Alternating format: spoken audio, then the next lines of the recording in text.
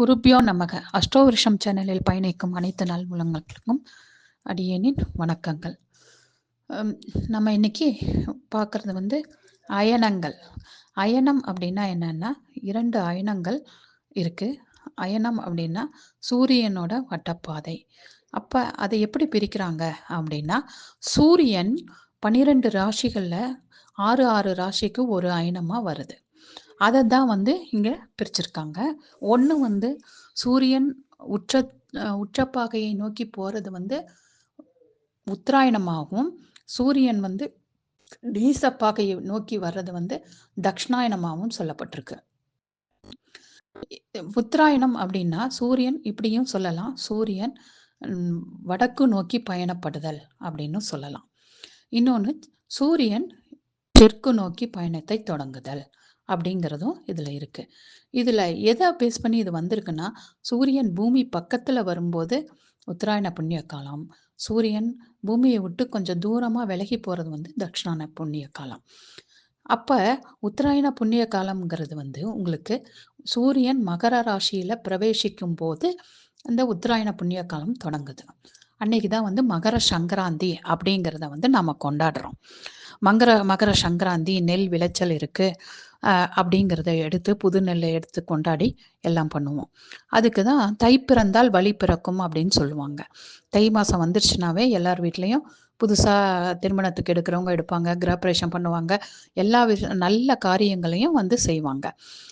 அதே போல் தக்ஷணாயனம் அப்படிங்கிறது வந்து சூரியன் வந்து மிதுனத்துலேருந்து கடக ராசியில் பிரவேசம் ஆகும்போது தக்ஷணாயனம் அப்படிங்கிறத சொல்லுவாங்க. ஒரு சிலர் வந்து தக்ஷாயன காலத்தில் நல்ல விசேஷங்கள்லாம் செய்ய மாட்டாங்க. ஏன்னு கேட்டால், உத்தராயண காலம்ங்கிறது தேவர்களுடைய ஒரு நாள் பொழுதுல பகல் பொழுதாகவும், தக்ஷணாயன புண்ணிய காலம்ங்கிறது தேவர்களுடைய இரவு பொழுதாகவும் சொல்லப்படுறது. ஆனால் இதுக்கு என்ன முக்கிய காரணம்னா, பூமியிலிருந்து அருகில் இருக்கும்போது வந்து உத்தராயண காலமாகவும், பூமியை விட்டு சூரியன் தொலைவில் செல்லும்போது தட்சிணாயன காலமாகவும் தான் நம்ம குறிப்பிட்டிருக்காங்க அஸ்ட்ரானமியில். ஏன்னா சூரியன் வந்து தூரம் போக போக அதனுடைய தாக்கம் வந்து சூரியனால் வர தாக்கங்கள் குறையும். அப்போ வெயில் கம்மியாகும். அதனால தான் வந்து தட்சிணாயன புண்ணிய காலத்தில் பார்த்திங்கன்னா, ஆடியில் வந்து பார்த்திங்கன்னா அம்மனுக்கு வந்து கூழ் ஊத்துறது, மஞ்சள் நீர் அடிக்கிறது, இதெல்லாம் ஸ்டார்ட் பண்ணுவாங்க.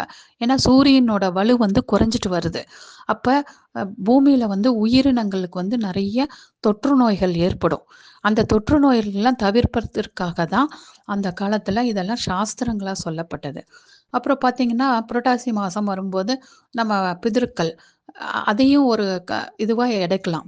பிதிருக்கள் வந்து உத்தராயண தட்சிணாயன புண்ணிய காலம் தொடங்கின உடனேயே மேல்லோகத்திலேருந்து கீழே வந்து வர்றதுக்கு தன்னுடைய பயணத்தை ஸ்டார்ட் பண்ணி கீழே வராங்கன்னு சொல்லுவாங்க. அவங்க வந்து சேர்ற நாள் தான் வந்து நாம் என்னென்னா 15 நாட்கள் வந்து பூமியில் இருப்பாங்கன்னு சொல்லுவோம். அந்த நாட்கள் தான் மால்யபட்சம் அப்படின்னு சொல்கிற 15 நாட்கள். அது முடிச்சுட்டு திருப்பியும் அவங்க புறப்படுறாங்க இல்லையா, அவங்க புறப்பட்டு அவங்களோட லோகத்துக்கு போய் சேர்றதுக்கு 3 மாத காலம் ஆகுது அப்படிங்கிறதையும் அது சொல்லுவாங்க. அதனால தான் அந்த மாதங்களில் வந்து நல்ல காரியங்கள் ஒரு சிலர் செய்ய மாட்டாங்க. ஆனால் உத்தராயண புண்ணிய காலத்தில் எல்லா நல்ல காரியங்களுக்கும் உகந்ததாக நம்மளோட இதில் சொல்லப்பட்டிருக்கு. சரி, இப்போ அடுத்தது வந்து இந்த உத்தராயணம் தட்சிணாயனம் பார்த்தாச்சு. அடுத்தது வந்து ருது அப்படின்னாவே மாற்றம். இப்போ ஒரு பொண்ணு பற்றி பேசும்போது கூட நம்ம சொல்லுவோம், அந்த பொண்ணு வந்து பூ பெய்திட்டாளான்னு யாரும் கேட்க மாட்டாங்க, ருது ஆயிட்டாளாங்க அப்படின்னுவாங்க. அப்போ அந்த ருது அப்படின்னா நம்மளுடைய தமிழ் வார்த்தையில் வந்து பருவ மாற்றம் அப்படின்னு பேர். அந்த ருது ஆனா ஒரு பெண் அப்படின்னாவே அவள் பருவம் அடைஞ்சிட்டா அப்படின்னு சொல்லுவோம். அப்போ அவகிட்ட இருக்கிற ஒரு பருவ மாற்றம் இருக்கு அப்படிங்கிறது தான். அவள் ஏதாவதுன்னா குழந்தை பருவத்திலேருந்து விடலை பருவம் வரா, அவ திருமணத்துக்கு இதுக்கெல்லாம் ரெடி ஆயிட்டா அப்படிங்கிறது தான் அந்த காலத்துல பருவ மாற்றம் அப்படின்னு சொல்லுவோம். இந்த பருவ மாற்றங்கள் எதுக்காக நம்ம படிக்கிறோம் சொல்லப்பட்டிருக்குன்னா, அந்த காலத்துல வந்து பஞ்சாங்கம் பார்க்காம விதைக்க மாட்டாங்க. ஏன்னா என்ன பருவம் வரும், எப்ப மழை வருங்கிறதெல்லாம் அந்த காலத்துல ஜோதிடர் தான் வந்து விவசாயிகளுக்கு சொல்லிட்டு இருந்தாங்க. இப்ப கூட நம்ம குழுல வந்து நான் ஒரு இது பதிவிட்டிருந்தேன் பஞ்சாங்கம். இந்த தேதியில மழை வரும்னு பஞ்சாங்கத்துல எழுதப்பட்டிருக்கு. அதுபோல தான் நான் அந்த பருவ மாற்றத்த வச்சு தான் ஒரு விதையே விதைப்பாங்க. ஏன்னா, அந்த பருவ மாற்றத்துக்கு தகுந்த மாதிரி தான் விளைச்சல் வரும். விவசாயம் பண்ண முடியும். ஒவ்வொரு விவசாயியும் பருவ மாற்றத்துக்கு தகுந்த மாரி தான் விதை விதைச்சு விவசாயம் பண்ணுவாங்க. ஏன்னா, ஒவ்வொரு பயிருக்கும் வந்து ஒரு சில பயிருக்கு வெயில் வேணும். ஒரு சில பயிருக்கு பார்த்தீங்கன்னா, அ பனி வேணும். இப்ப எக்ஸாம்பிள் எங்க ஏரியாலாம் எடுத்தீங்கன்னா, பூக்கள் தான் அதிகம். இப்ப இந்த பனிக்காலம் ஸ்டார்ட் ஆனோனயே ரோஜா பூ வந்து நெறைய விதவிதமா நெறைய கிடைக்கும். ஆனா, வெயில் வர வர மார்ச், ஏப்ரல்ங்கும்போது ரோஜா பூவோட விளைச்சல் குறைஞ்சு மல்லிகை பூ வரும். மல்லிகை பூவுக்கு தான நெறைய விளைச்சல் வரும். ஏன்னா, அதுக்கு வெயில் தேவ, இதுக்கு பனி தேவ. இதே போல தான் விவசாயிகளுக்கு ஒவ்வொரு பயிர்களுக்கும் வெயில் வேணுமா, பனி வேணுமான்னு பார்த்து தான் அவங்க செய்ய முடியும். ஏன்னா, பூக்கள் அப்படிங்கும்போது வெயில் காலத்துல வருது இல்லையா? மல்லிகைப்பூ. மல்லிகைப்பூ வந்து குளிர்ச்சி. தலையில வைக்கும்போது நம்ம சூரியனால வர பாதிப்பான ஹீட்ட வந்து தானா வந்து ரெட்யூஸ் பண்ணும். அதுக்காக தான் தலையில மல்லிகைப்பூ வைக்கிறது. அது இயற்கை கொடையா வந்து பெண்களுக்கு குடுத்துருக்கு. ஆனா, இந்த காலத்து பிள்ளைங்க வந்து பூ வைக்கிறதில்ல. அது வேற விஷயம்.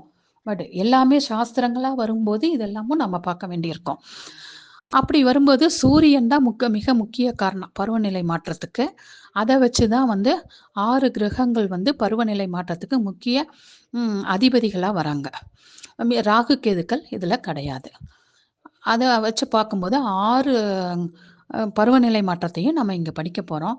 1 வந்து சந்திரன், வருஷ ருது, ஜூலை 20 முதல் செப்டம்பர் 19, ஆங்கில மாதம் ஆவணி, புரட்டாசி. தமிழ் மாதத்துல வருஷ ருதுங்கிறதுக்கு விளக்கம் என்னன்னா, மாரிக்காலம், மழைக்காலம் அப்படின்னு சொல்லலாம். 2வது செவ்வாய், கிருஷ்ம ருது, மே 20 முதல் ஜூலை 19 வரை. ஆனி, ஆடி தமிழ் மாதம் முதிர்வேனிற் காலம். இந்த டைம்ல பார்த்தீங்கன்னா, இலைகள் எல்லாம் பெருத்து கொஞ்சம் முத்தி போயிட்டுருக்கும். அத தான் மரத்துலலாம் பார்த்தா தெரியும். லைட்டா பழுப்பு வர ஆரம்பிக்கும். அத தான் முதிர்வேலின் காலம்னு சொல்றோம். அடுத்தது 3 புதன், ஷரத் ருது. செப்டம்பர் 20 முதல் நவம்பர் 19 வரை. ஐப்பசி அண்டு கார்த்திகை, இலையுதிர் காலம். அப்ப மரத்துல இருக்கிற இலை எல்லாம் உதிர ஆரம்பிக்கும். உதிர ஆரம்பிச்சுட்டு தான் திருப்பியும் புதுசா வர ஆரம்பிக்கும். அத தான் வந்து நம்ம இங்க சொல்றோம். புதுசா வர ஆரம்பிக்கும். துளிர் விட ஆரம்பிக்கும். அதுவும் எப்ப துளிர் விடும்னா, உங்களுக்கு பனிக்காலம் முடியும்போது தான் துளிர் விட ஆரம்பிக்கும். பனிக்காலத்துல எந்தவித இலையுமே மரத்துல இருக்காது. இருந்தாலும் நல்லா இருக்காது. அடுத்தது வந்து குரு, ஹேமந்த ருது, நவம்பர் 20லேருந்து ஜனவரி 19 வரை. மார்கழி, தை, முன்பனிக்காலம் அப்படின்னு சொல்லுவோம். பனி வந்து அப்ப ஃபுல்லாவே இருக்கும். மார்கழி மாசம்லாம். அப்போ வந்து அதுல என்ன வேணுமோ அந்த பயிர்கள் மட்டும் தான் பயிரிட முடியும். உருவாக்குறது. புதுசா விதை போடுறது, உருவாக்குறதெல்லாம் இந்த டைம்ல தான். அதுக்கு தான் குரு காரகம் வகிக்கிறார். புதுசா ஜீவகாரகன் இல்லையா? புதுசா உருவாக்குறதுக்கு அவரு காரகம் வகிக்கிறார். அடுத்தது சுக்கிரன். வசந்த ருது. சுக்கிரன்னாவே வந்து போகம், புதுசு புதுசா வாங்குறது, புதுசு எல்லாமே புதியதுங்கிறதுக்கே சுக்கிரன். அப்ப மார்ச் 20 டூ மே 19. சித்திரை, வைகாசி. இளர்வேனிற் காலம். அப்பதான் இலைலாம் துளிர் விட்டு நம்ம வந்து சித்திரை வருஷப்பிறப்பு, அடுத்தது அம் உகாதி எல்லாமே பண்ணுவோம். அப்ப புதுசா மாங்காய், வேப்பம்பூ இதெல்லாம் புதுசா கிடைக்கும் நமக்கு. அந்த சீசன்ல துவர்ப்பு சாப்பிடணுங்கிறதுனால, துவர்ப்பு, கசப்பு இதெல்லாம் சாப்பிடணுங்கிறதுனால தான், அந்த மாதிரி ஒரு புது புது இலைய விட்டு புதுசா காய்க்கத் தொடங்கும். பூ விட்டு காய்க்கத் தொடங்கும். அந்த பருவத்த தான் இளர்வேனிற் காலம் அப்படின்னு சொல்றோம். அதுக்கு தான் சுக்கிரன். அடுத்தது வந்து சனி, சிசிர ருது. ஜனவரி 20 முதல் மார்ச் 19 வரை மாசி பங்குனி பின்பனி காலம். அது பழைய காலத்துலலாம் சொல்லுவாங்க. என்ன சொல்லுவாங்கன்னா, ப்ராவர்பா சொல்றது வந்து, அ மாசி மாசம் சிவராத்திரி வந்தா பனி குளிர் படபடான்னு போயிடும் அப்டின்னுவாங்க. ஏன்னா, அந்த காலத்துல வந்து அவங்களுக்கு டேட்டோ, எதுவோ தெரியாது. டைமோ, டேட்டோ எதுவுமே தெரியாது.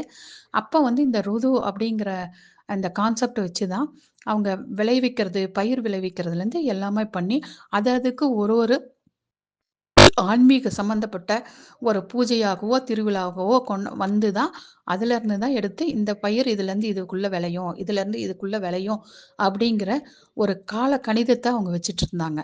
அதுக்கு தான் பேரு ருது அப்படின்னு சொல்லி நம்ம இங்க படிக்கிறோம். அம் இதுல வந்து ஏதாவது சந்தேகம் இருந்தால், நீங்க வந்து எனக்கு பதிவிடலாம். குழுவுலயும் பதிவிடலாம். நன்றி, வணக்கம். வாழ்க வளமுடன். கிருத்திகா, ஒசூர். தொலைபேசி எண் 8122284840.